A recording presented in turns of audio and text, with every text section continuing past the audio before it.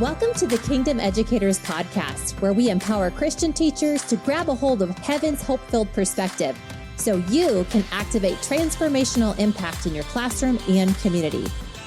I'm your host, Jessica Glover, and I warmly welcome you to wake up to your strategic placement as a kingdom educator, anointed by the Creator and equipped by all of heaven to release the radical goodness of God that will transform lives and reshape education.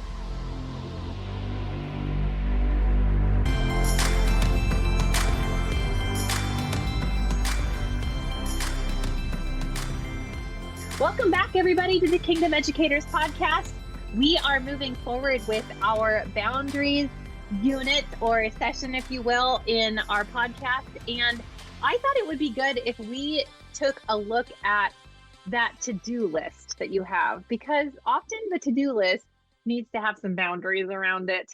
So I have invited Elizabeth Schmus back from Christian Educators.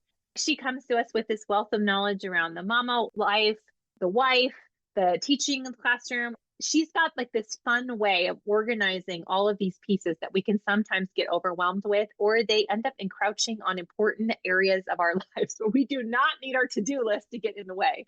So Elizabeth, welcome back today. Thanks for having me again, Jessica. Yes, thank you for coming on.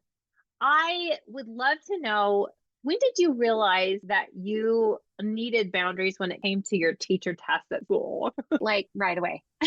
I would say, gosh, I got married and in 1992 and jumped right into student teaching. And I was getting multiple credentials at the time because it's a long story, but I wanted to work on movie sets. Oh, we wow. ended up, God switched a year. Once I got my credentials in elementary and 2 secondary credentials so that I could do work on movie sets, God directed us a new region, if you will, within California, and that wasn't going to be feasible anymore. Okay. But at the time I was newly married and I was working too much, right? Mm-hmm. Because I'm doing all the student teaching and all the classes on top of it.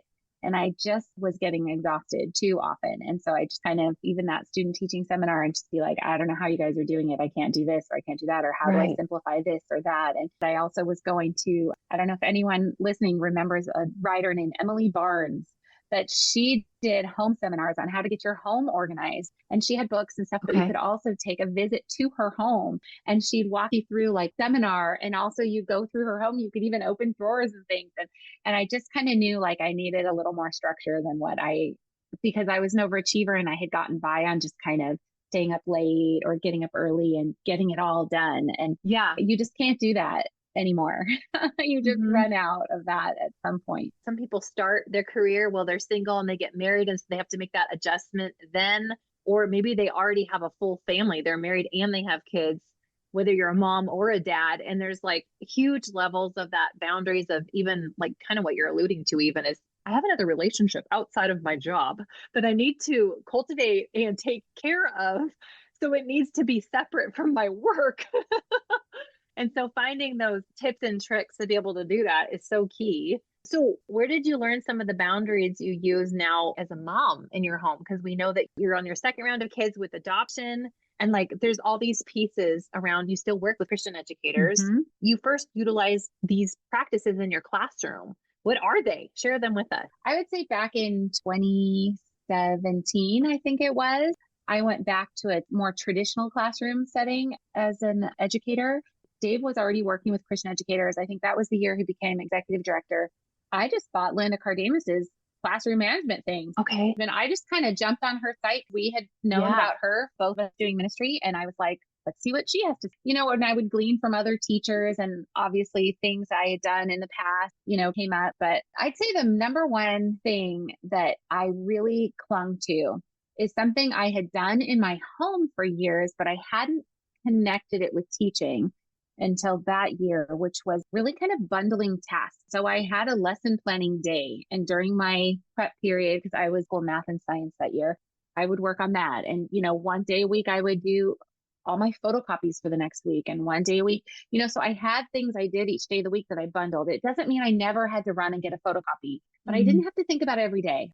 Yeah. And I wasn't like every day scrambling for a lesson plan, and I wasn't every day trying to do all the grading or trying to update my bulletin board. So if I bundled things like that, it really helped my mind. It took a lot off the mental load for me because I didn't have to think about 10 things every day in that same way. I could kind of bundle and group them. And I would say I had done that in my home before, where it was like with chores. I remember like starting out as new mom, I stayed home with my baby and I was kind of overwhelmed. And you remember those days. I have a daughter who has a 10-day-old baby. And I remember when like, you're like, I can take a shower or I can fix food. Yep. You got to choose.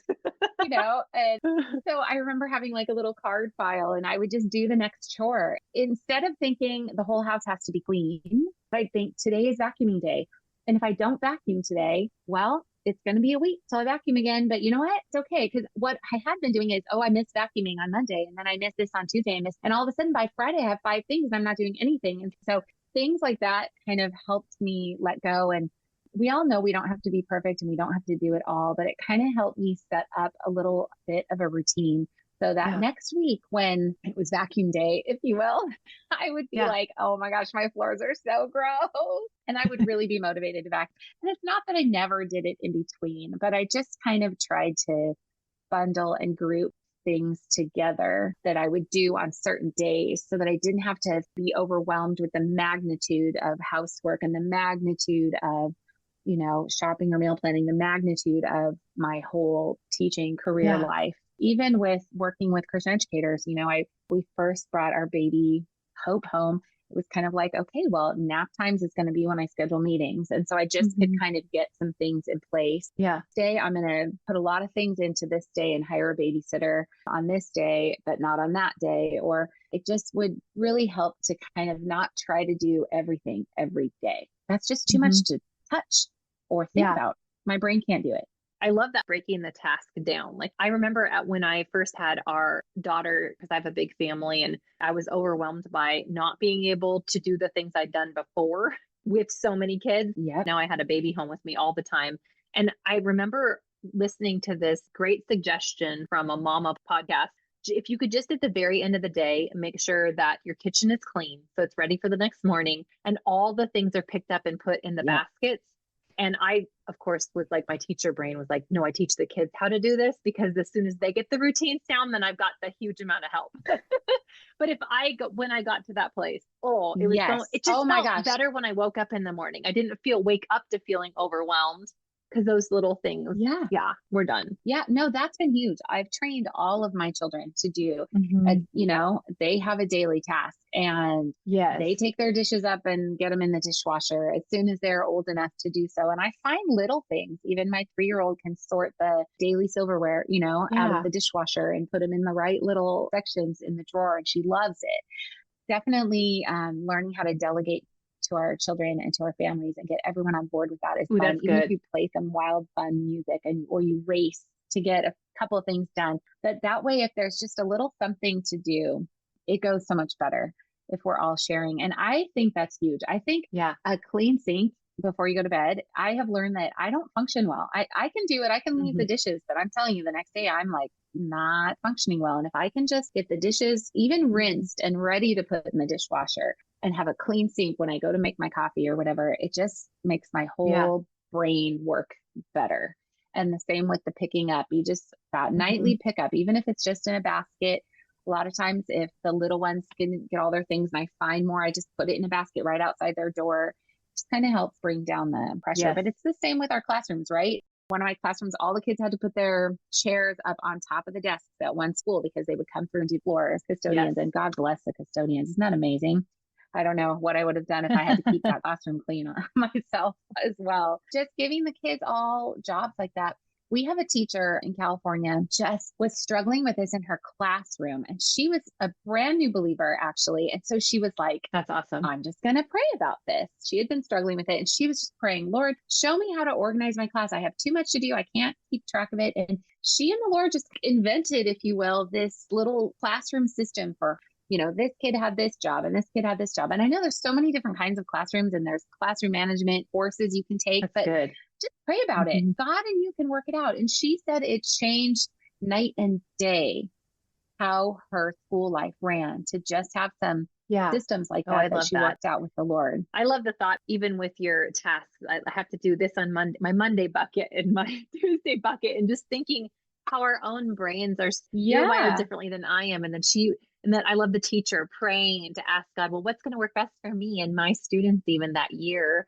So good. So be an encouragement to you, teacher, that there's so many ways to do this, but just thinking, God, like, what's the easiest and most funnest way for me and my students this year to be able to help us feel organized? It's really, I think, for your teacher heart, so that you feel like you have space to think and get the things done that are most important, which are really leading us to relationship with our kids, and feeling like we're equipped to deliver the curriculum to whatever Right. degree we need to for that year. Sometimes we know it really well, and other times we are brand new. So it takes more time, Yeah. but just alleviating the stress with that. And honestly, there's so many studies that show that kids grow up doing chores, feel like part of their family. They feel more connected. Having that responsibility just grows them in so many ways. And I think it's the same in our classrooms. I think kids that have a job, they show up like, this is my job and I'm going to do this today and or this week. But I think it really does a disservice to our families when we even try to do everything ourselves. So we can't. Our job is to just have an overview of what needs doing and then figure out how to task those things. And paying for a housekeeper is a fantastic trade. When you're teaching in the classroom all day and then you get home and have to clean your entire house, I mean, trade a couple of those hours. I know as teachers don't get paid hourly, but I'm trading a couple hours from my teaching week for someone else to do this. Same with meal prep or whatever. It doesn't matter who gets it done. I feel like my job is just to kind of make sure we thought about it, or it's gotten assigned to someone, or we're tasking that out to an outside source. I'm a people person. So when I had really little ones and I was staying home with babies at the time, I would find a friend and I'd be like, let's just go to each other's house and help each other. Cause then I'm like chatting with my friend and kind of dealing with baby, but you're also helping each other accomplish something. It just felt like a win-win. Same with lesson planning. I love to lesson plan with another teacher. I like talking out loud, thinking it through out. So I'd say whatever works for you, figure out a time. But I had coffee with a teacher every week to kind of talk through lesson planning, and we would plan the same, and then we could each tweak it a little for our classroom. Yeah. Could you share how the bucket idea helped you have healthy boundaries? Being able to, on Mondays, I do this, on Tuesdays, I do this, kind of divvying out the whole scope of what needs to get done during the week. How has that helped you as boundary around protecting your home life from your work life? I think it got me home earlier every day from school. Like I had my after school task, that was what I was going to do that day. Not that it could never be changed, but it just helped streamline that. I didn't get to that, I'm so exhausted and I have 50 things to do, and now I feel like I have to do them all. I'd be like, yes, I do need to respond to maybe all these emails, but which ones really need today and which ones can be late? I can bundle and respond. I think Linda Cardamus had a great idea with that too. And I kind of had some form emails, like where I'd written template, if you will, and I would plug in the information as I went. And I know for me, I always left a sub plan on my desk just in case me or kid got sick. It was there because I can't wake up in the morning and think of a whole sub plan for the day. So I just would leave my notes from what I was going to do out for a sub, and then always had that reserved sub plan if like it all flew out the window. But I would just leave that on my desk when I went home from work. I think what I'm hearing you say is, how did assigning tasks daily help? And I guess it's just that, like, even when I'm at home, I don't feel like I have to do laundry every single day because I know there's a time I'm going to do that. Now, other times I do one load every day, and that makes the most sense instead of letting it back up. So separating it out into buckets helped me mentally not think I have to do everything all the time, or I have to get it all done to then rest. I say, well, I did my thing today, or I got a lot of it done, and now it's time to go home and be with my family. Because we took a class. My husband went to seminary back in the 90s, and we got to take a class called The Family of the Christian Leader from an amazing couple who still mentors us. And they talked about the fact that pastors often come in, and you think about a pastor and as a job that never ends. They don't even get vacation in the summer, right? They don't even really get weekends because maybe Saturdays are day off, but they've got weddings and funerals and whatever. And she said, pastorships often come to an end. And when you're driving your moving truck away from that region that you've been serving, your family is in the truck with you. And none of the people from your church, none of the people from the board, so none of your administrators, none of the parents of your students are in that truck going home with you. So when I go home from school, the idea is I'm not checking my email. That's good. Yeah. I don't give out my phone number. I'm not checking tests. I finish my email at the end of the day. If someone has a problem with homework that night, I have to figure out kind of a different system the next day for helping them because they can't call me all night.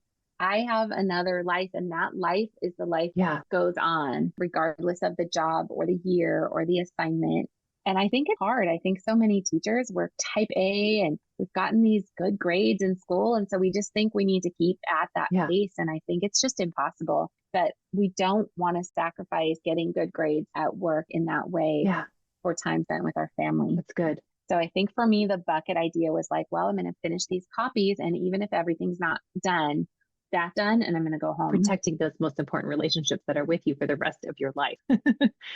Yeah. Our kids, our spouses, other family members, parents or siblings or cousins or whoever, and your church family. I mean, you need time to foster other relationships.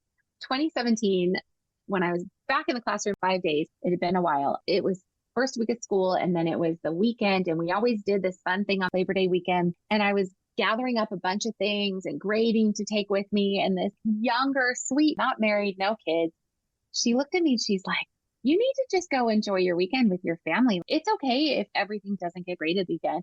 I needed someone to tell me that. Yeah. I don't spend all of Labor Day weekend grading. It is okay. And I needed to figure out some ways not to grade everything myself, not to see it all myself. And I know our teachers know that. And there's so many resources out there to help them with. But it's a good reminder, like you said. Yeah, like rethinking my work. Okay, to get the A++, I would put all this work in and have the Pinterest board and whatever. But what is work and is helpful for my students and is sustainable? Yes. Making sustainability the choice for what I put into my classroom instead of doing it the best, most Disneyland awesome teacher way. Right. That really did help a lot. And I know there's seasons like setting up your class at the beginning of the year. That's a big bucket, right? And that took some extra time. And I could bring my kids and my husband could help. And there could be some times when it was a little more than usual. It just couldn't live that way. It couldn't stay sustainable. But I know one thing that I always struggled with as a teacher was remembering to do the positive things, to comment to the students positively or write a positive note home because you have so many problems coming at you and you're like putting out fires all the time and getting to things. So I just made it a discipline to do that every week. I would pick someone from each of my classes and I'd write that note, send it home. And I just made sure that by the time I got to the end of the year, every kid in my class had gotten a note home praising their attributes or work ethic or whatever it was I find positive about that student. Yeah. That was one of my buckets, something I did once a week. And it was so much less overwhelming than I just need to do this and it's always there and I'm never doing it. Like giving a note to every single kid every week. That would be insane. Right. Right. So cutting it down to once a week, I'm going to pick one kid from every class and that's what I'm going to do, getting through it by the end of the year. So I hear you saying find things that are doable and then just keep them sustainable by making these systems for yourself that make it so that you're working on a little bit every single day. And then that keeps everything in line. That's really, really good. This is kind of a side note, but build in fun rewards for the things you hate doing. That is huge for me. If let's say you could just spend hours scrolling social media, right? But I'm not exercising. So maybe I'm going to get on my treadmill and look at social media and that's it. When the treadmill's over, the social media is over. So maybe I walk longer because I'm really engrossed, but also I've set a limit, right? So there's like a reward for getting on the treadmill is getting to connect over social media or whatever. Yeah. I'm going to tell you two things. One is teaching, one is not. The teaching one is when I would get math tests, I'd grab them. I'd go to our local, we have In-N-Out here in Southern California. I'd get the biggest iced tea I could get. And I would just plow through and I'd be like, yes, I'm here. I'm enjoying my iced tea and I'm going to go as fast as I can and get through these tests.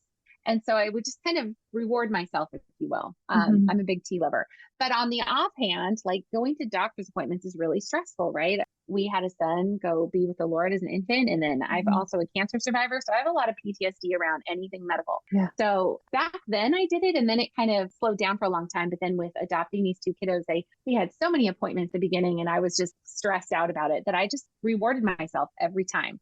If I'd go through and get my favorite iced tea or hot tea, every time I made it to a doctor's appointment, I'd be like, yay, you did it. I don't do a Starbucks run every morning or anything like that. So it was a treat, but finding some way to reward yourself for doing the things you don't want to do so they don't stack up and bury you was really helpful. So, as we're wrapping up today, would you be willing to pray for teachers who they just need some revelation how to make this whole boundary bucket idea, the organizational components, how to put it all together? Would you be willing to pray for them, Elizabeth? I will. Okay. Lord, I bless the teachers listening to this, Lord. I bless those who are just feeling frazzled and overwhelmed, and there's so much to do. It's hard to even keep track of it all, Lord. I pray that you would meet them in their time with you, Lord, that they spend time with you, praying and talking to you like you're their best friend. You're their best teacher mentor, Lord, because you are the best teacher that ever was, Lord. And we just pray that you would work with them to find ways to structure their time and their tasks, Lord, kind of like we budget our money and our finances. Lord, I pray that they would learn to budget their time and their tasks, and that you would give them effective organizational tools and boundaries, Lord, so that they're working effectively, but that they're also living the rest of their life effectively as well, Lord, that they have time to read and connect with people and have a family and be outside and serve in their church, or all the different things that make up who we are as people, Lord. I pray that those would not be forgotten or sacrificed on the altar of work, Lord. And I know the first year or two of teaching can be the most overwhelming, Lord. Lord, you say you gently lead those who have young. And I always think new teachers, Lord, just that you're gentle and humble in heart, Lord, and you offer to walk in the yoke with us. And so I pray that, Lord, I pray that this bucket idea or bundling tasks at home or at work would really minister to teachers, or that you would come up with another way, Lord, that they can let go of the mental load of knowing everything they have to do, and that they would effectively be able to focus on the relationships in their classroom and their relationship with you and their relationship with their people outside of their classroom, Lord, and the tasks would not get in the way and prevent those eternal connections, Lord, from happening. Give them grace, give them mercy, Lord, help their spirit, grace, Lord, for struggling students, Lord, give them that grace for themselves, and also, Lord, help them to see themselves the way you see them, Lord. So I pray that they would just have grace and mercy on themselves as they sort through some routines that are sustainable. In your name we pray. Amen. Amen. Well, thank you, Elizabeth, so much for sharing some of your experience in the world of organizational boundaries, because they are so important. Thank you for having me, Jessica. And I do want to plug, there are so many people in the space of helping with time management and classroom management and home management. There's so many people in those spaces. Don't read too many of them, but grab one and try a new idea this week. And whatever new idea works, try another one next month, or whatever you can do to not overwhelm yourself, but to start bringing some order to your life so that you can relax a little. Well, thank you for the bits of wisdom. Yeah. Well, thanks for having me. Yes.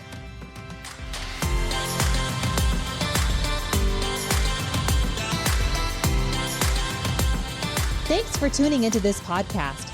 Please be sure to rate, review, subscribe, and share with your friends in education so they too can be strengthened and encouraged in living their kingdom identity out loud in this pivotal hour. And please visit kingdomeducators.com to receive your Kingdom Educator Daily Truth Declarations, my encouraging newsletter, and be the first to know about my newest resources online and in-person events. And be sure to find me on the socials at kingdom.educators. Until next time, don't forget you are a history maker, and what you do every day is transforming lives.